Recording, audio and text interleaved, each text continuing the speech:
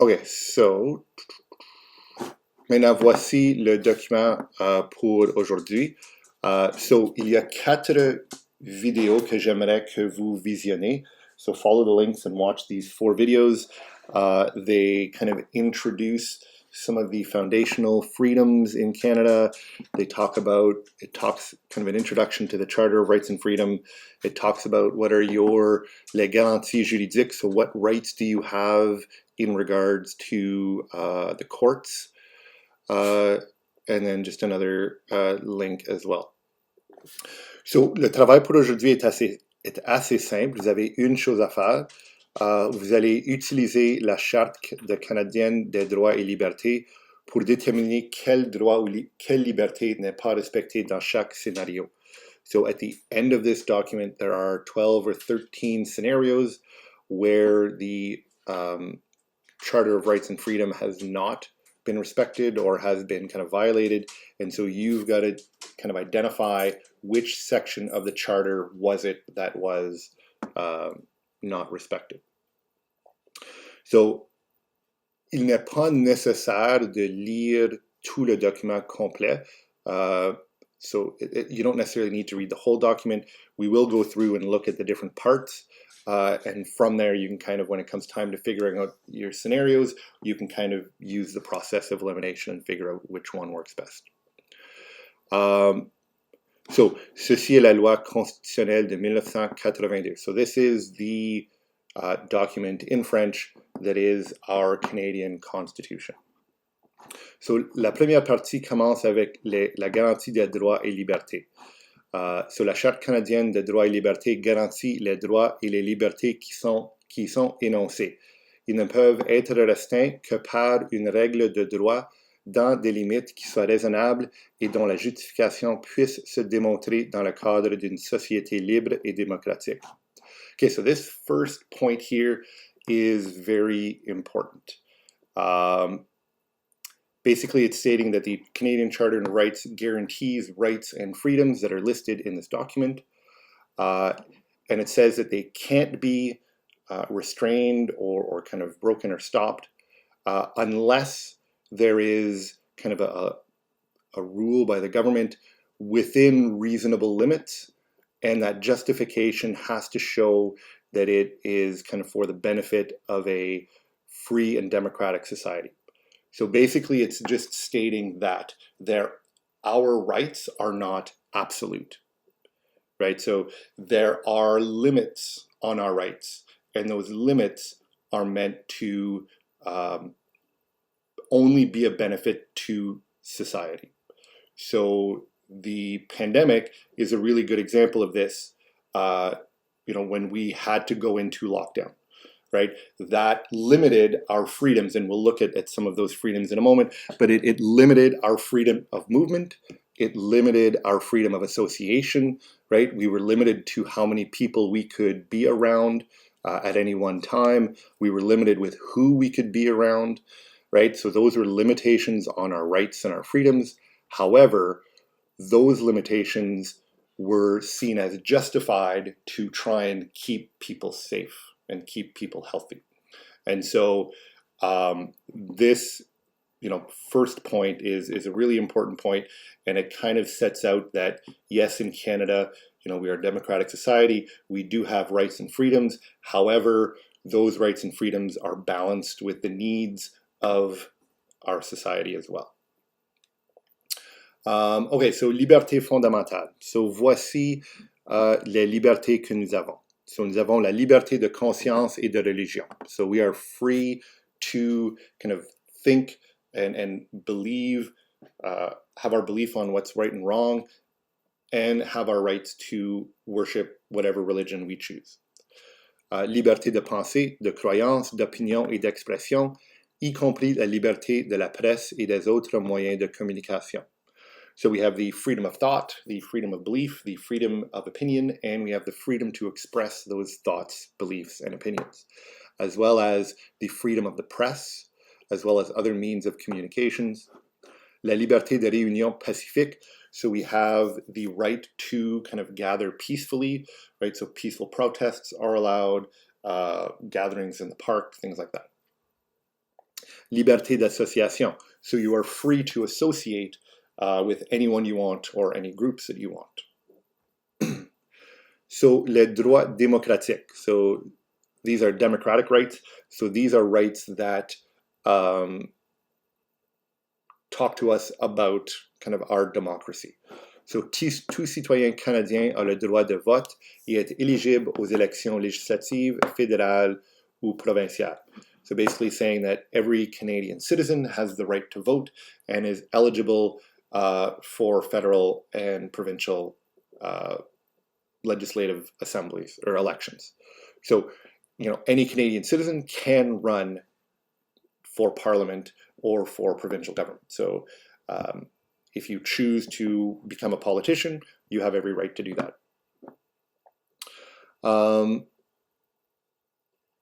So the next, number 4, kind of sets out the maximum length for parliament and stuff like that. So, you know, parliament cannot, once you are elected, you have a maximum of 5 years before another election has to be called. Liberté de circulation et d'établissement. So the freedom of circulation and kind of the right to live where you want. So tout citoyen canadien a le droit de demeurer au Canada, d'y entrer ou d'en sortir. So every Canadian citizen has the right to live anywhere in Canada and has the right to enter and exit the country as they so please.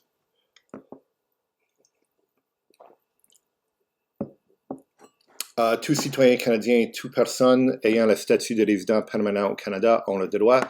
So Canadian citizens as well as permanent residents. So those are people who move to Canada from other countries, and there is a process of kind of immigrating here, and there are different levels of kind of rights given to those people.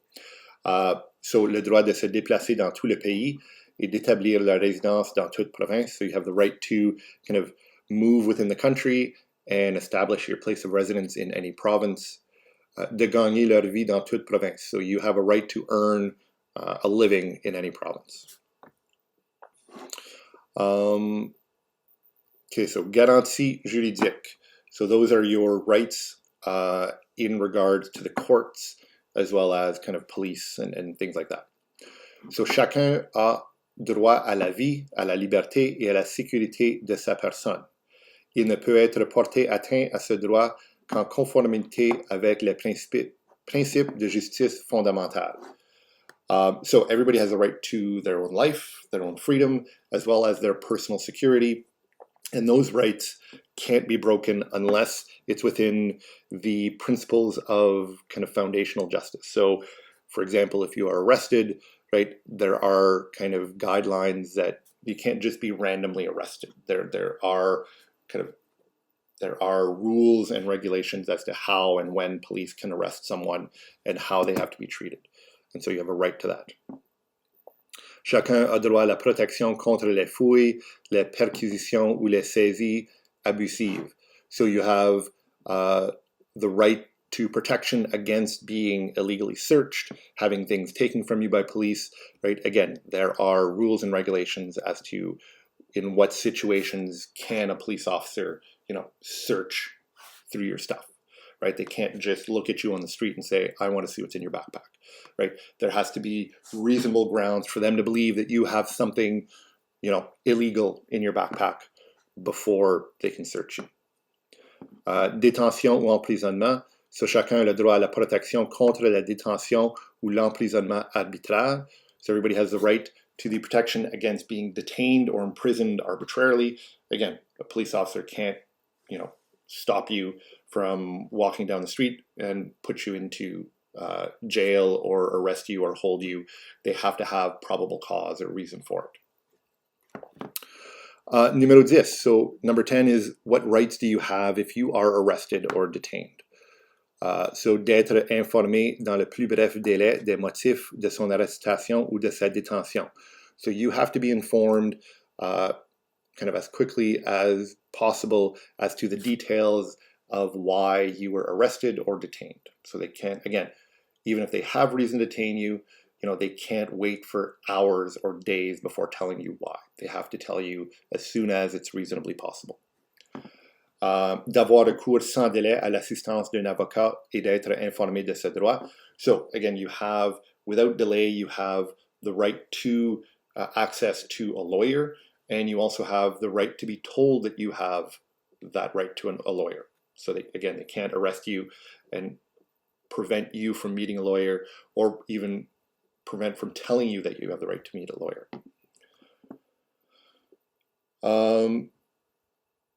De faire contrôler par habeas corpus la légalité de sa détention et d'obtenir, le cas échéant, sa libération. So again, you have the right to know that kind of understand or be told the legality of why you are being arrested or detained. So again, they have to not just tell you why, but they have to provide the reasoning why they believe they have the right to keep you, sorry.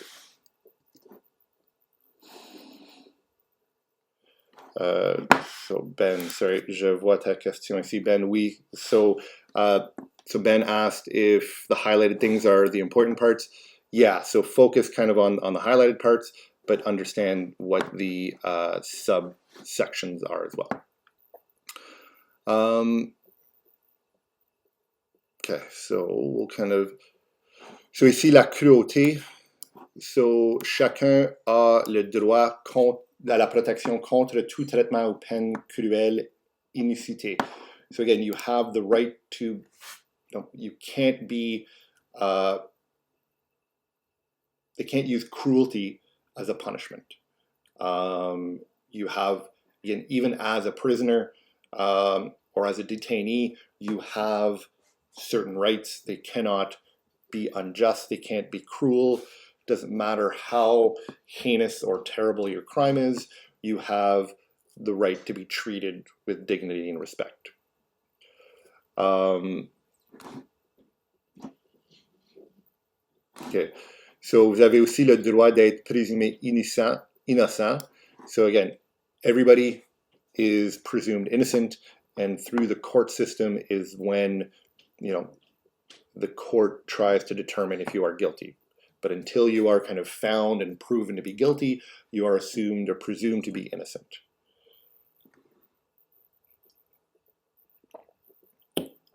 Okay, so droit à l'égalité. So these have to do with being equal in front of the rights and equal benefits and protection under the law. So la loi ne fait exception de personne et s'applique également à tous, et tous ont droit à la même protection et aux mêmes bénéfices de la loi, indépendamment de toute discrimination, notamment des discriminations fondées sur la race, l'origine nationale ou ethnique, la couleur, la religion, le sexe, l'âge ou les déficiences mentales ou physiques. So basically this is stating that the law, there are no exceptions in the law to anyone, and it applies equally to everyone. So a homeless person in North Bay or the Prime Minister, right, they are treated equally by the law. And they have the same protections and the same benefits of those laws.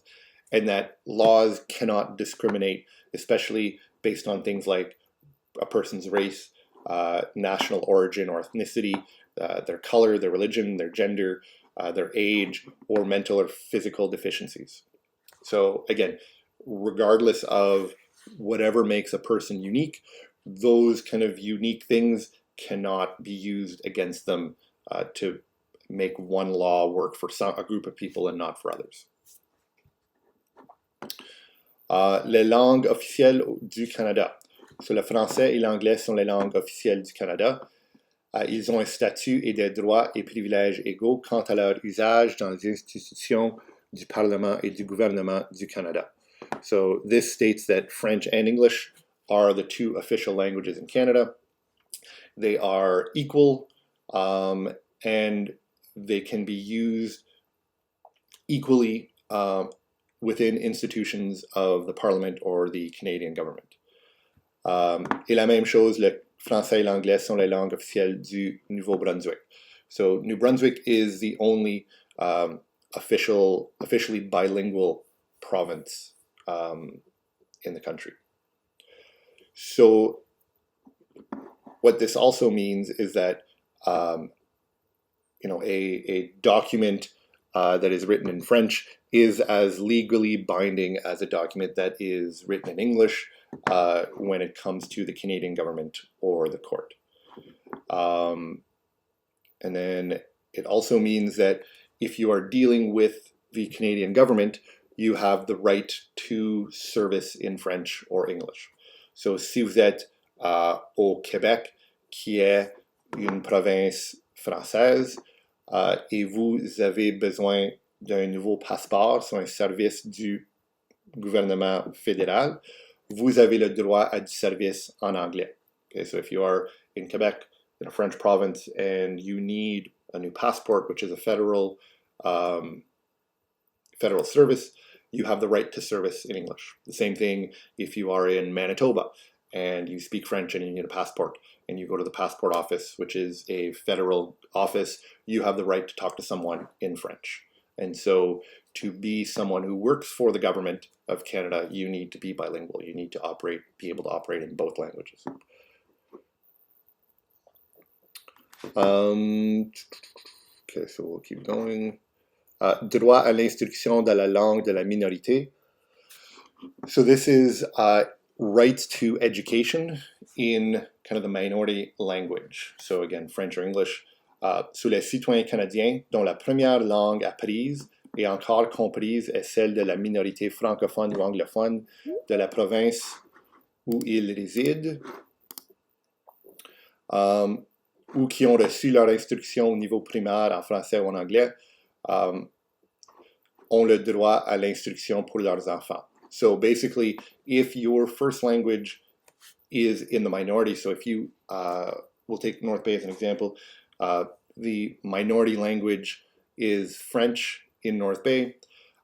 If your first language, if you were born Francophone in North Bay, your kids have a right to French education.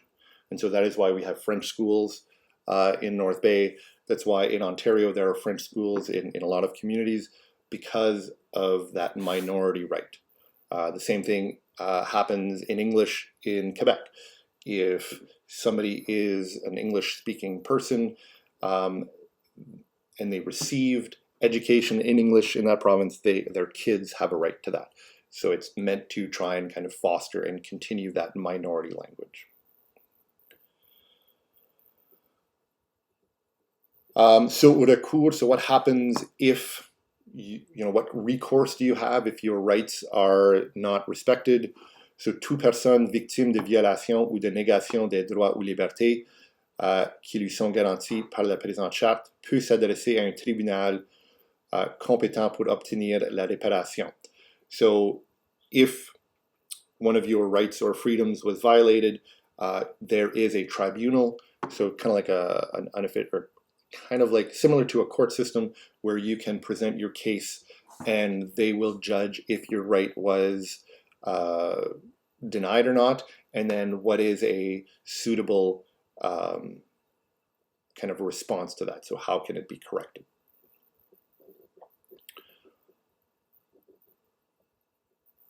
So just some other kind of minor points, well, not minor, but other kind of general points.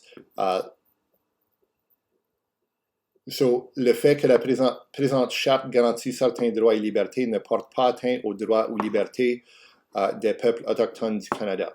So, the Charter of Rights and Freedoms does not supersede or remove any rights or freedoms that Indigenous people in Canada have been given through treaties or ancestral rights. So again, this Charter of Rights and Freedoms does not remove or negate those rights and freedoms. Okay.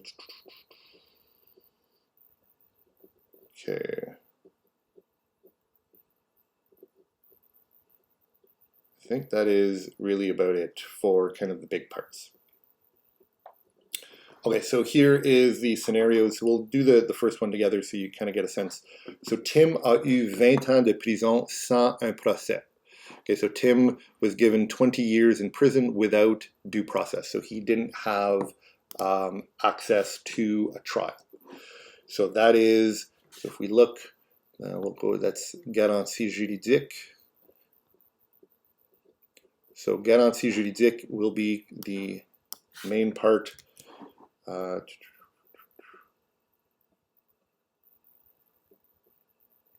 So we'll copy that title. And then let's see which of these, sorry, this is a lot of movement.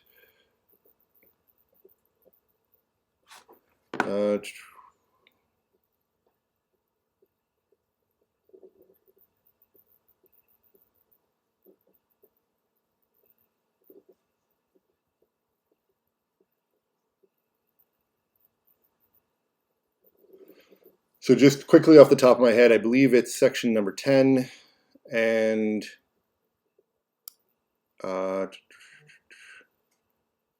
section 10A. So we would copy that and then just paste it.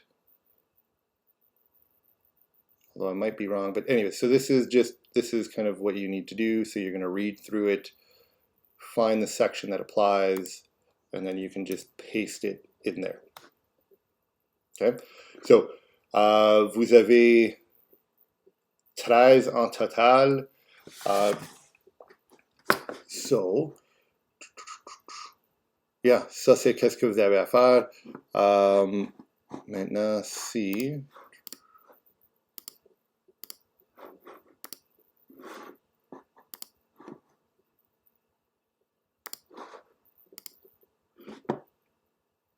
OK. So, encore, vérifiez vos réponses d'hier avec la feuille corrigée ici. Demain, je vais mettre le corrigé pour la feuille d'aujourd'hui. Faites certain de lire l'article et ensuite écrivez un paragraphe d'opinion sur quel vous croyez le plus important et faites référence à l'article. So, be sure to have a look at the sorry, I got sidetracked. So yeah, write your article or your paragraph about your opinion on kind of the importance of one or the other, and maybe a solution, what could have been done to kind of meet the needs of both. So voici les Dropbox pour votre travail d'aujourd'hui et pour votre paragraphe d'opinion. Et aussi, prenez le temps pour travailler sur vos deux autres activités cumulatives qui sont dues vendredi. Okay, so don't forget your two culminating activities that are due Friday. So the social justice on social media, as well as creating your country. So demain, nous allons avoir notre dernière leçon du cours du civisme. Et ensuite, jeudi et vendredi, vous allez avoir les journées pour compléter vos activités cumulatives. So, je crois que c'est tout pour ce matin. Si vous avez des questions, vous êtes bienvenus de l'écrire dans le chat ou de me laisser à savoir. Sinon, envoyez des courriels avec vos questions. OK, merci beaucoup. À plus tard.